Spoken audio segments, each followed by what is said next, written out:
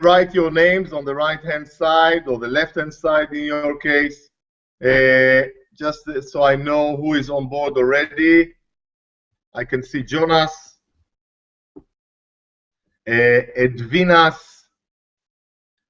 Karolis, or maybe Karolis is the name of the company. If you can just say hello and put your name so I can see you.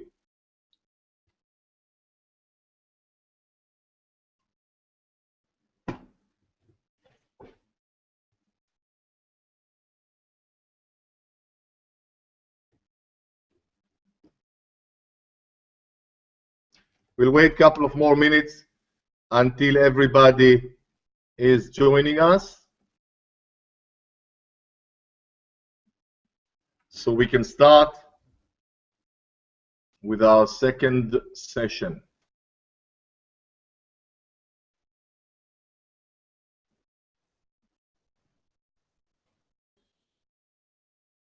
I understand there is a slight delay as well. Okay, I can see Sergey. Welcome, Sergey. Excellent. More people.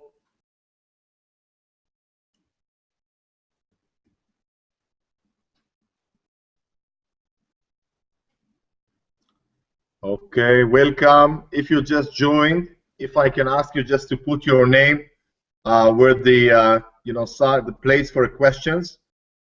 You will also have the opportunity to ask questions later on, and this time I'm going to see the questions, hopefully, so I can respond to them. That's it. I can see at the moment 5 people said hello, so it can't be that we have only 5 people on board. If you just join, if you can say hi, get into the box, question option, and just you can say something so I can see that you're here. Okay, good.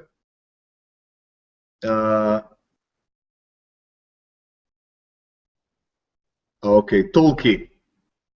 Okay, Dimitar, thank you for joining. I can see Strajan. I hope I pronounced the name right. Thank you. Welcome, Strajan.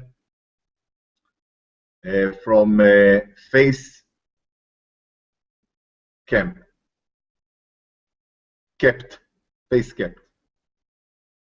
If I'm not pronouncing it right, don't worry. I will learn how to pronounce it very good. I will even dream about it in my sleep. Okay. Rotem. We have Rotem Dahan joining us. Hi, Rotem from Blogs Release. Hope Eti is with you as well. Just if you can confirm this.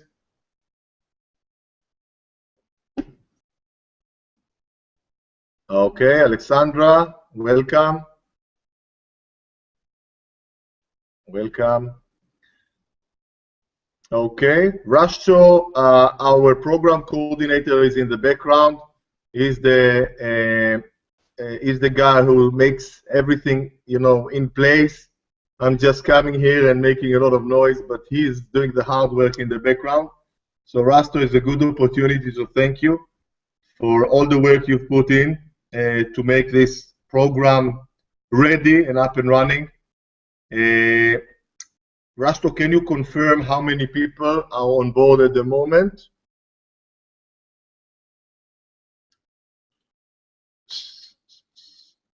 Seven people. I thought I read more names. You sure about the 7? Okay, we'll give another few minutes and then we will start.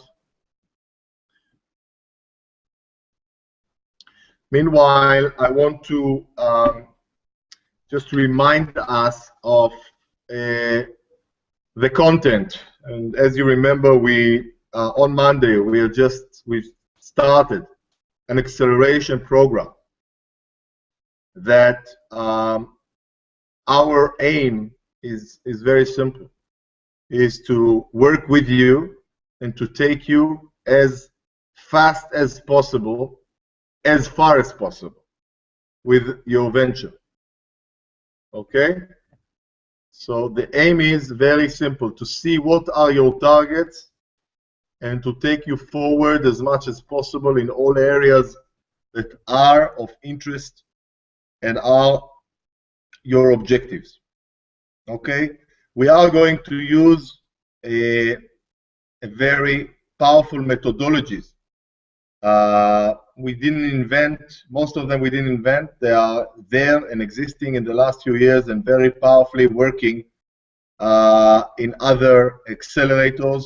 Some of them we've shaped a little bit, but we are using what we believe are the best methodologies available to save you time and resources on your goal to create something substantial and to really create a business out of your venture. So this is the context. Generally, when we start, the first few, it takes a little bit time to get used and to get to know each other. As I mentioned next week, on Thursday, we will have an opportunity to get to know you all, and you will have opportunity to get to know the other ventures. We have all together now, correct me if I'm wrong, Navrasto, 13 or 14 ventures on board. We now have 9 people on board, 9 people that joined this webinar. And on next Thursday, 6:30, you will have the opportunity to present very briefly your idea. You're more than welcome to use the slide of the 5 slides which I gave you, and I will invite you to make sure that you're not doing it more than 5 minutes. And I invite you also to practice it with a stopwatch. We have 14 to 15 ventures, so we want to make sure that everybody will have the time to present. In the audience, we're going to have mentors as well, which will have the opportunity to see you in action. And they will also be able then to contact you directly and also see your profile on the platform. Let me just grab the electricity here because I don't want my computer to crash. Now, speaking about the platform, please make sure that you, one second, please make sure that you are in touch with the platform, that you start. Platform should be, very easy to use, very basic, very intuitive. And if it's not intuitive, let us know and we'll change it. Okay? So start working with us over the platform. All the messages, all the ideas, suggestions, conversations, challenges, anything that you have to do, this is the playground. This is the ground that we are communicating through. Okay? So if you have any challenges with this in terms of operating it, getting familiar with this, please contact Trust Show, and we can, we have a team there to support you and to make sure that you feel comfortable and it's working for you. Also, the messages are going to be there. So if we have an important message to give you, it will be via the program, via the platform. Okay? So don't expect to get it via a mail or a dove or a courier to where you are. It's going to be via the platform. Okay, now, if you have any questions during this session, you can write the questions here at the moment. I can see the people put their name and say hi, and that's great. If you have a question already, you can ask it, and also during the, sometimes I will be very much into the presentation and perhaps I'll miss it, and Rasto hopefully will help me to get it. Okay. So this is a little bit about admin. Also, bear in mind that next week you have 3 things that we would like to ask you to complete. The first one, as we mentioned, is the 5-slide presentation of the 5 minutes, as we call it, 5 by 5. The other thing is your targets for the year, for 12 months from now. So if we meet in the end of May 2015, what are the targets that will be regarded as a success for you? Okay? Okay? What are the targets that will for you will be a major achievement within a year? Okay? Okay, I can see that there is a question here from Karolis Talia about the presentation on the 22nd. Okay, got it. Thank you for writing it down. I'm sure that Rasto will communicate this directly with you. Thank you very much. So, overall, as we said, I would like to ask you to put together your targets. Maybe you have it already. Maybe you want to reshape it. Your targets for the next year, the coming year, and your clear targets, measurable targets for this program. I know that I spoke to you about this with some of you. I know that Rashto mentioned it. But by next week, 5:30 CET time, please make sure that you've submitted the targets for the year, the targets for the coming program, which is 3 months, quarter, and your presentation of the 5 by 5. You can also submit it, and can all be done via the platform. Correct me if I'm wrong, Rashto. I can, I'm communicating here with Rashto as well.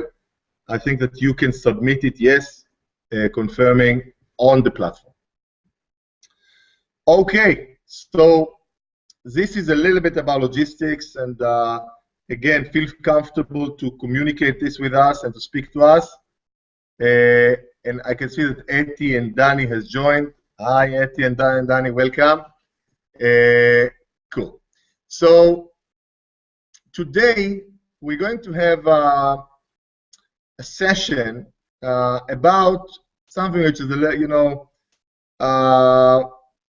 on one hand, I think it's fascinating and it's intriguing because it speaks about mistakes, and we all love to speak about mistakes, and better if there are mistakes of others. I'm commuting between Italy and Tel Aviv, and in Italy, and in Israel, there was a conference called Failcom. Maybe you heard about it. It's about serial entrepreneurs coming and sharing their failures.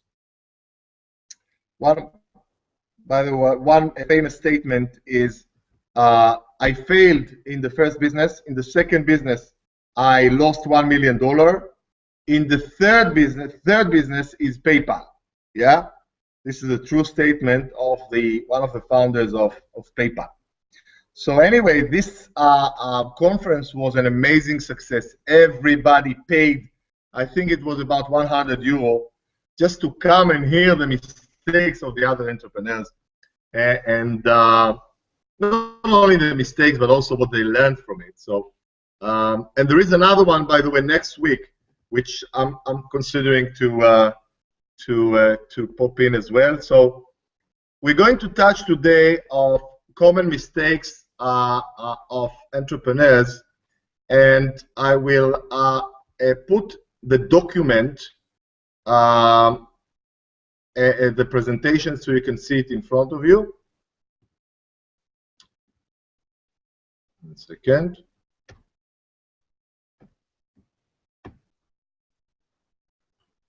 Just confirm to me on the right-hand side on your chat box if you can see it.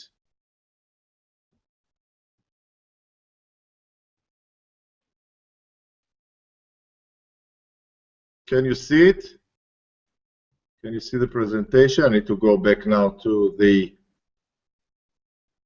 platform. Can you see it? Yeah, you can see it. Okay, so I will just put it on a presentation mode. All right, so we're going to run quickly through some, but it's not, we're not coming from the point of view of, looking at them, but it's more like, I invite you to come from the place that how can these mistakes relate to your activity and how can you save money and resources and time on your venture, and also what can you take out of this? Yes, so I invite you to come from this viewpoint. Yes, just to get into the atmosphere, some of the deals which are happening around us. Russian Yandex raised on NASDAQ. Yandex is the Google of Russia. They raised 1.1 billion on the NASDAQ. Microsoft, as we know, bought Skype for 8.5 billion. I don't know if you know, but Skype, I didn't know that Skype, that Skype is Estonian originally. Estonia, if I'm not mistaken, is a very small country. I think about 1.6 million citizens, and they managed to create Skype. Google bought Waze, which is the Israeli GPS navigation system. And we have here also Angry Birds that raised 42 million from venture capitalists. I will say it again, because it's not that they sold the company. They didn't sell the company for this amount. They just raised money for investors. Okay, so they can do more business and they can grow. They can buy other companies. And they can expand their activities. Okay, so some of the businesses now. It doesn't mean that this is easy. It doesn't mean that this is, where you should aim for. But it just to give us the context that there is a lot of money available around us for the right deals, and there is a very good potential for businesses still to grow and to be successful. This is a young team that I've mentored, 3 guys, engineers, what's interesting, I think, with this team, that within 2.5 years, they managed to sell their company to Yandex, the Russian Google. But what's interesting here is that they changed their product 3 times. Totally, like utterly. But was very clear that there is a very strong team there, specifically the 3 founders. Very strong, with a very single-minded. I remember speaking to one of them about, the challenge, and he said to me, Amir, I don't care about statistics. I'm going to make it because I know I will do it right, and I do whatever it takes to do it right. I don't care about statistics of startup, he told me. And I thought when I heard this, that this guy is really has what we say the mental side, which is also very important, and we're also going to touch it quite a lot during the next program. If you don't see anything, or I cannot see the chat at the moment, Rush Show, so you can communicate directly to me if there is a problem. Just confirm that you got it, because I cannot see you. I can just see the presentation. Everything's okay. You can continue. Okay, thank you. Oh, that's a nice voice you have there in the background. Thanks a lot. Okay, now let's just run through them quickly, and then we can focus on each one for a few minutes.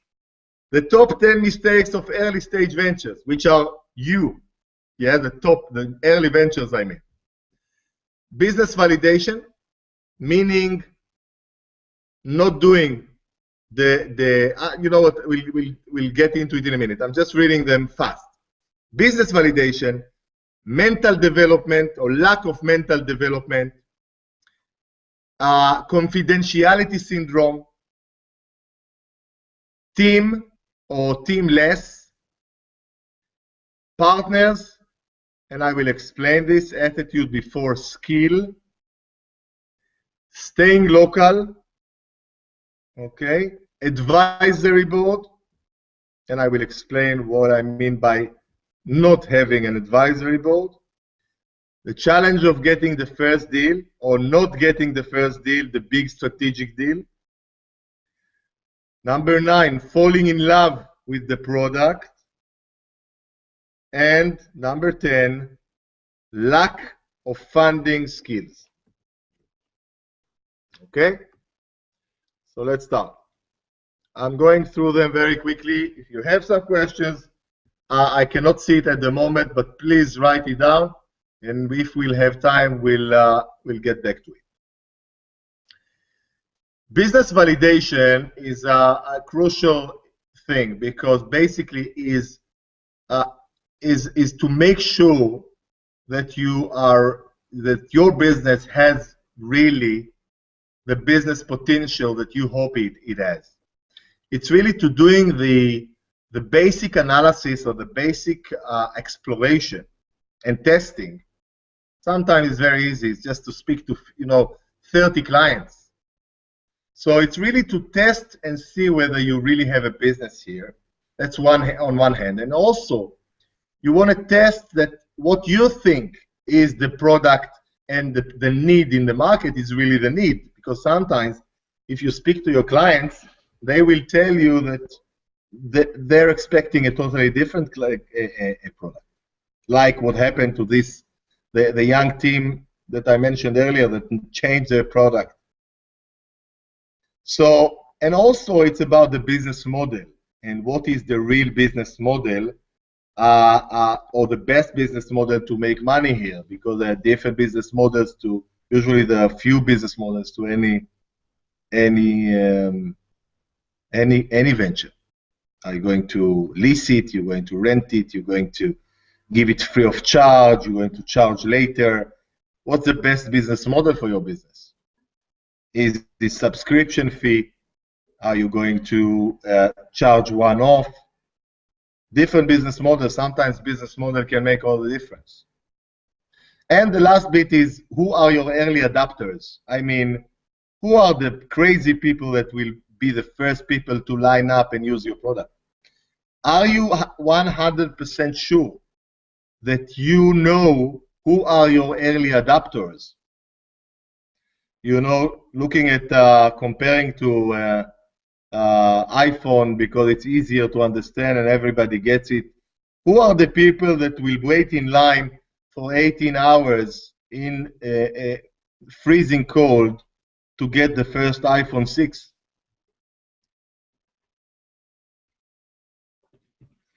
So I think it's a valid question to ask yourself, even if you already have clients, and even if you close your first deals, and I know that some of you have, is to ask yourself those questions.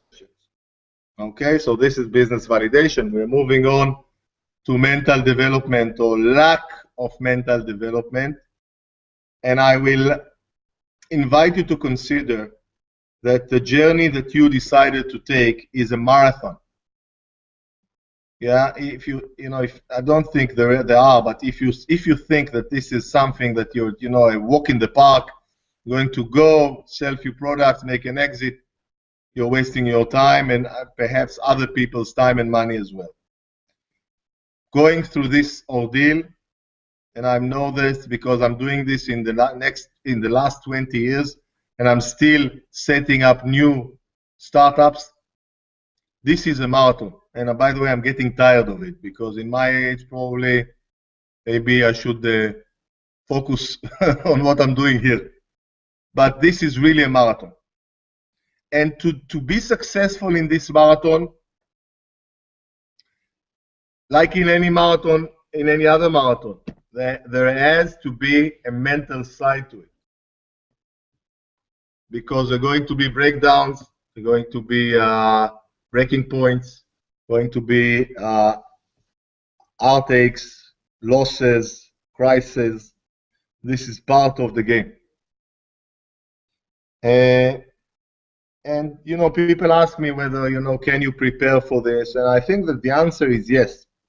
There is a lot of mental tools which we can adopt, develop, evolve into by taking the right courses, reading the right books, meeting the right people, getting the right coaching. Ego, there is a lot of ego around founders sometimes, which is blocking the way forward. This is all to do with mental preparation, mental development.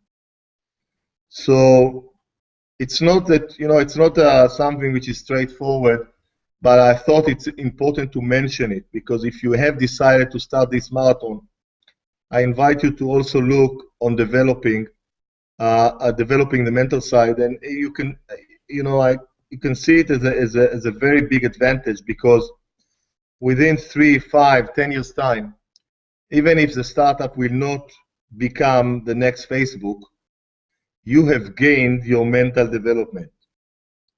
As the mentor Jim Rohn is saying, you can lose the money, but you cannot lose the skills. I like it. But I think you're gaining here a lot of amazing skills in all areas of business, as we know it. If you've been there, this is really almost unhuman what is expected from you as a venture leader or an entrepreneur. You need to be expert in so many fields, which is amazing. So let's move on. The confidentiality syndrome. I don't know if you have any clue or any idea what I mean by confidentiality syndrome. Anybody? What I mean is that a lot of early ventures are so paranoid and so obsessed about keeping their ideas secretive and not talking to anybody that nothing happens or very little happens. I invite you to consider that in this day and age, if you want to do something, you have to do it quickly. And if you want to do it quickly, because it's very clear that if there is a good idea, most probably that in 5 other places, people are working on the same idea. And by the way, if it's a great idea, probably 20 are working on this idea simultaneously without you speaking to anybody, because information is available and people are people. The question would be usually is how fast can you come to the market? Obviously, I'm not saying not to write a patent or to start a procedure for patent or to do, the minimum basic of, preparing or writing and getting your rights and getting the right, getting a good advice about getting the patent and everything. And by the way, be careful who you get advice from, because if you just speak to the lawyers, as you know, the lawyers obviously will take you to a very clear route that they know, and that's why I would probably go to ask few serial entrepreneurs in my area and get their advice and not depend only on a lawyer's advice on this case. Okay? This is only my thoughts, but you can, the end of the day, it will be your call.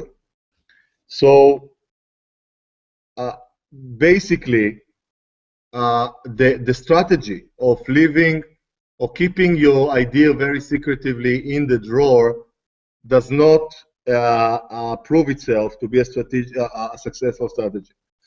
And also, I invite you to consider that even if you are very, very successful in confidentiality, and you're really expert in keeping it all silent, and all your team are doing it, and each person that you are meeting, you are signing, he signs an NDA for you, non-disclosure, which is, very few people are really excited about signing those papers. But bearing in mind that you're very successful in this, and you've managed to do it, and you did manage to get a successful idea to the market, and now it's available, and you're starting to sell it over the net, and it's viral, and everybody is talking about it. And bear in mind that one of the top companies, the big companies, I mean the Googles of the Facebooks and the Microsoft of this planet, have seen your idea, and they see it now up and running. How long, my question to you is, how long would it take for them to create a similar idea, which is a little bit different? Yeah, whether it's an application or even a hardware. I know that if you have a very strong patent, perhaps it will be more difficult, but also if they can do something a little bit different. So in any event, if they decide to do something similar, probably, with their power, it won't take them too long to have a similar market on the a similar product on the market, and then probably there's good chances they will have a little bit a better, slightly better marketing budget to promote it. So again, I'm not saying to overlook confidentiality altogether, but I will really look at this from a very practical manner, and not being trapped in this issue. So this is this one. We're moving on to team and working alone. Yesterday, I had the privilege of meeting one of the top angel investors that are active, that I am familiar with. Last year, he has done 4 exits with his startups. He is also a serial entrepreneur, and when I spoke to him, and we had a bunch of people around us, and they asked him some questions, and the answer that he gave, one answer which was very, I thought was very strong.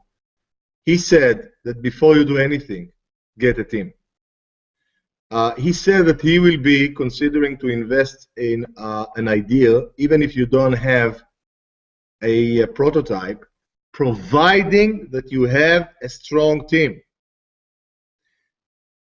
Team is very important. And if you think about it, it's very logical.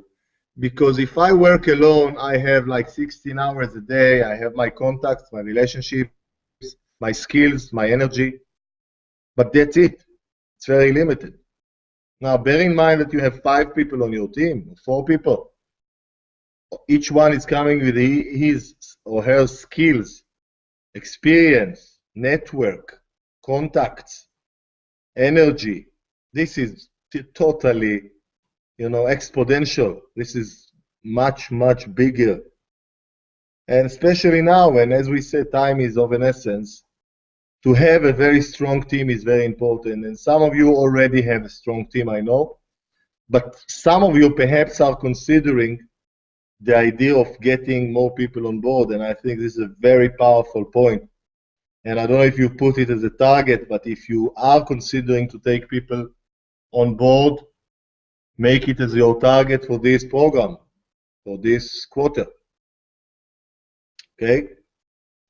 Now also, managing a team and working in team is not easy. There is not a lot of people are really can say that they are experts in running teams, and I myself know that I'm still not such a big, a big team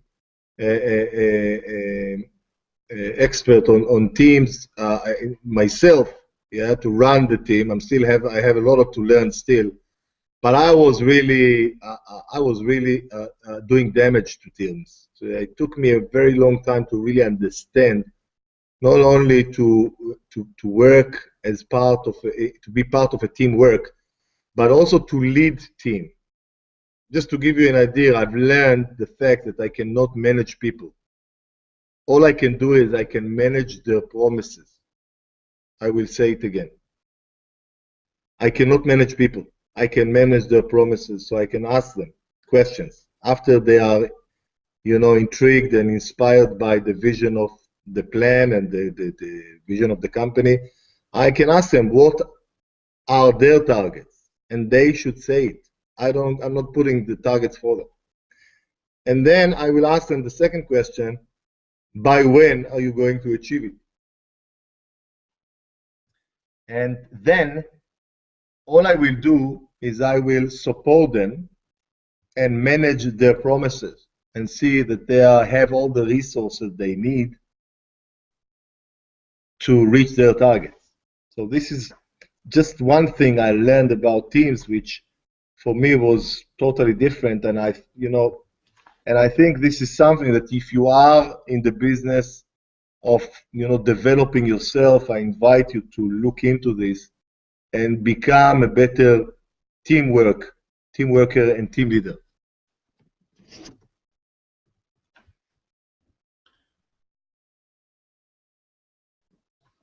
The other thing is, we're moving forward to choosing your partners and choosing perhaps your co-founders as well. And you know that there is a common mistake that entrepreneurs or business leaders starting the company, and then they look for specific people with specific experience. Like they say, I'm good in business, I have to take a technical expert. And they're looking for a good CV, which is okay. But sometimes you will find people that have the right CV, but they're not the right people for you. Okay, and I always say, and this is I've learned it by mistakes and through a sheer pain, that it's always better to prefer attitude for skill. So I will always prefer to take guy who has very little skills, perhaps yet, not the right experience yet, but has an amazing attitude. Because I know that with this attitude, we can work together and create miracles. On the other side, to have the best person in terms of skills, great, spot on, but with worse attitude, or a very negative attitude, or attitude that doesn't work with me, or in this case with you, this is something that could be much more costly in the medium term, long term. Moving forward, staying local or not going global. One of the issues of early stage ventures is that they are very much thinking within their own swamp, their own pool. And if you are developing a product which is global and has the potential to go global, and you are looking to bring investors as well in some stage, I invite you to consider that thinking global will be perhaps something that you would like to think global from very early stage. And it also have impacts on the people you're going to choose to your team, on the advisory board, which I'll touch in a minute, and on the first few deals that you will be looking for. I know that in one venture that we have on the program, which I spoke to yesterday, blog release. I know that from day one they decided to play global, and they already activating and working in this orientation. And this is very, very important to set your venture. If it does, not always it has a global orientation, but to start thinking global from day one. Unless you live in the States or Russia or China, where you have a bigger market as it is, so then perhaps you can do with the local market. But if you are operating for a smallish country, this is what I mean. Falling in love with the product. I don't know if you're familiar with this movie, recent movie. Anybody? This is a movie that about a guy who's falling in love with his operating system. I can't blame him because the voice of the operating system was of Scarlett O'Hara. So sorry, Scarlett Johansson. So we can't blame him, I think. But still, the point here is that sometimes we, as business leaders, as an entrepreneurs, are falling in love with our product, and we just don't listen. Okay, like love fanatics, we don't listen. We get feedback from clients, we get feedback from people around us, but we don't listen. We think that this is about being very decisive and very focused, target oriented. But it's different. It's nothing to do with being consistent and being target oriented. It's about listening to being always open to listen to what the clients and what people are saying, not meaning that I have to accept it. But if people are saying to me that this product is not right, or we need to change it, or something is not working, or sales are not working, and I need to do some changes and I'm not doing it, obviously it usually means that I'm not, I don't have the flexibility that's needed in our day and age. So it's something to look at, and then perhaps something to explore when you are putting together your product, your best products, you may have more than one product, is to really see and be open all the time to get feedback and to see how can you improve it, how can you make it better. Coming back to the team that I showed you in the beginning, the first few slides that sold the company to Yandex, they totally understood that they need to be 100% committed to create a successful venture, not 100% committed to the original idea that one of their founders came up in the morning with. Yeah, and coming back to ego again, not always relevant, but I think sometimes it does. Okay. By the way, I got feedback that this picture is a bit not politically correct, so Rasto, please remind me to change the picture.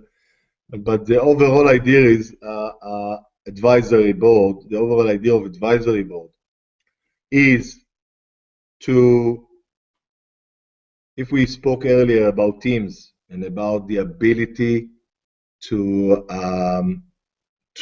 expand your force dramatically, and let's say you have 3, 4 people on your team already, try to imagine what will happen if you will have an advisory board, a group of senior advisors on your company board, that each one of them is coming with his products, his ideas, his services, his experience, his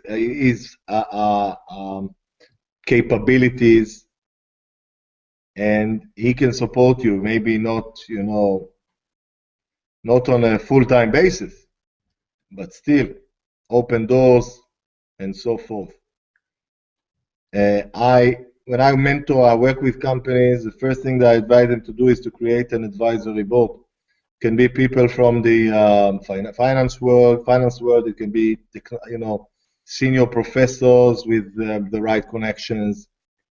And the question that entrepreneurs or early stage ventures usually ask me is, how can I get those top people? Why would they join me? Why would this top guy will even consider joining this young venture? Good question. My invitation to you, and I can see it day in, day out, that if you do have the right balls, as they say, and you are really committed for success and you believe in your product, you can enroll very senior people to join your game. And you'll be surprised, a lot of people over the age of 40 are really willing to support early stage ventures, are really excited about giving back and giving back the knowledge that they gained. Perhaps in the future you can consider to give them some kind of, I don't know, options or small proportion of shares if you choose to, but I don't think this is the reason why they would join you. So, question is, do you have an advisory board already? And if not, I invite you to consider that it could be some nice target to add to your list. Okay, getting the first deal. We are very close to completing the 10 top mistakes. The first deal means, some of us are very focused on getting business in and getting some money in, the money in and so forth, which is important. But from looking at this industry and the high-tech industry and startups and early stage ventures, there is a huge significance to have a big strategic deal on board. When I write here the first deal, I mean the first strategic deal. I should change it to strategic deal. This is basically this brand name that if you have it on board, it's a game changer, if you see what I mean. Okay, so this, and sometimes, by the way, you can do a pilot with those companies. You don't need to sell them outright, but still they can use your system and you can say that they are using your product. So having this first strategic deal, sometimes I can see companies that didn't manage to get this, and really it was perhaps one of the major reasons why they didn't last for long. This major strategic deal usually help you to close more strategic deals. And this is something that is not always in the realm, in the spectrum of objectives of early stage ventures like yourself. Okay? And it may vary, and you may have other opinions about this, and it's okay. And in any event, you will see that all we say here, and all I'm saying, it's not the truth. Yeah, it's not like I'm not saying that this is, and also I'm not saying that this is something that you need to adopt or to do straight away. All we will say here is perhaps things which will be more like an invitation for you to consider. In the end of the day, it will be your call which of those ideas, like in anything, you know. Also, when I mentor entrepreneurs, I give them my thoughts, but I expect them to take their decision. It's their call. If they cannot make this decision, they're not ready, perhaps, to lead it. Okay, so first strategic deal. Funding. Somebody asked me who is this guy. I hope you know. This guy is Richard Branson, Sir Richard Branson, which is perhaps the most famous entrepreneur in the UK, and also a substantial investor, mentor, and also I think we can call him a philanthrope. When I say funding, I mean that some of us are stepping into the game of entrepreneurship without the right funding skills, okay, and without even, you know, and this is something that, you know, let me say it in a different manner. Funding and raising money is not something that we do only when the business is young. Please consider that money raising is an ongoing, constant skill, a constant procedure within any company, as we saw in the first slide with all those big, you know, big-ish companies. Once you raise money in the first stage, then you go to the second round, and then you go to the VCs, the venture capitalists, and you raise more money. And then when you need more money to grow, so you go to a bigger fund, and then you are thinking to raise money on the stock exchange, like Google and like Microsoft and like Facebook has done. And then you raise more money. So the fundraising issue is not really getting away from you. So if you are in this business, I invite you to consider that being understanding this and mastering the skills of fundraising is something that you want to acquire. You don't need to be, you don't need to be in the positions that you can teach fundraising, but you need to understand the game. How does it go? And surround yourself with the right people, so when you start the process, you are not lost.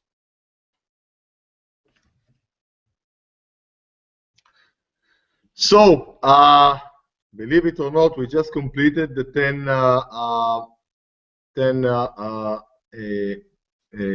the list of the 10 top mistakes, and you should be able to see me in a second. Hey.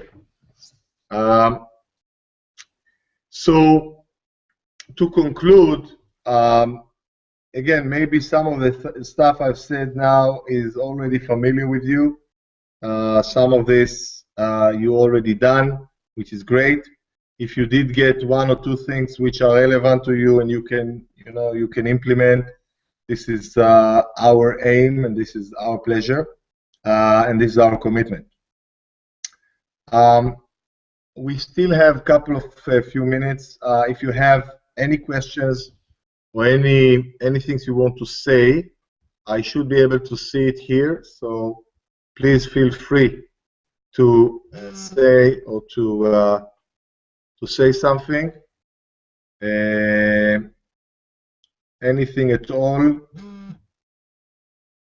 that is relevant or that you want to know with regards to this presentation, but also if you have something to do with the platform itself or anything to do with the preparation for next Thursday, please feel free to write it here on the right-hand side, so we can complete the session. There is a slight delay, so I can have a sip from my coffee. If you want to write also how was this webinar for you, and how was, if you saw anything here, and if you want to give some feedback also, so we can learn from this for the future, it will be also appreciated.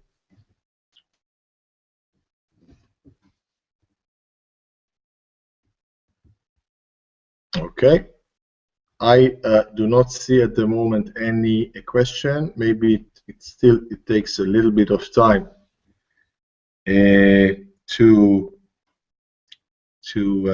for me to see it.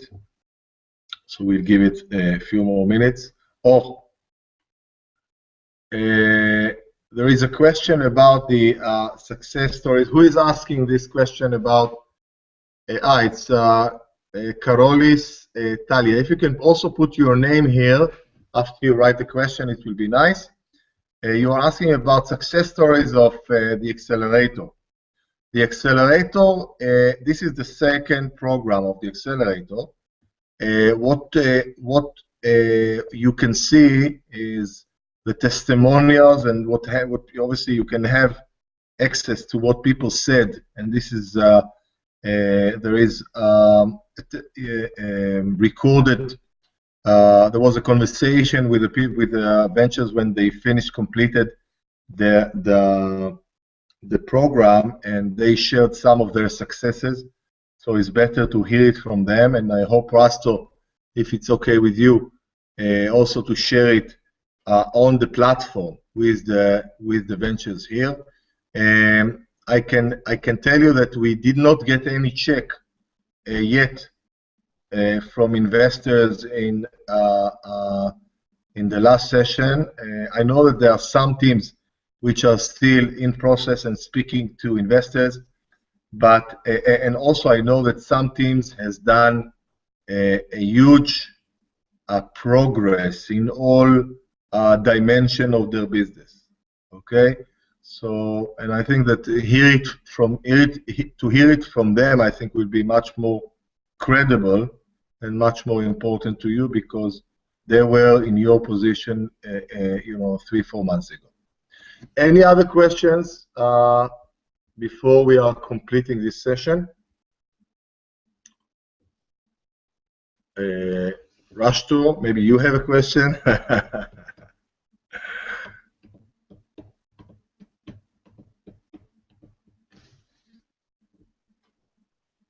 Okay, that's what I have at the moment. Okay, Rashto, is it okay that we complete now? Rashto? Okay, sure. So we have Rashto's confirmation that we can complete. So I want to thank you very much for joining us today. I hope you got some value from this. I invite you, as I mentioned on Monday,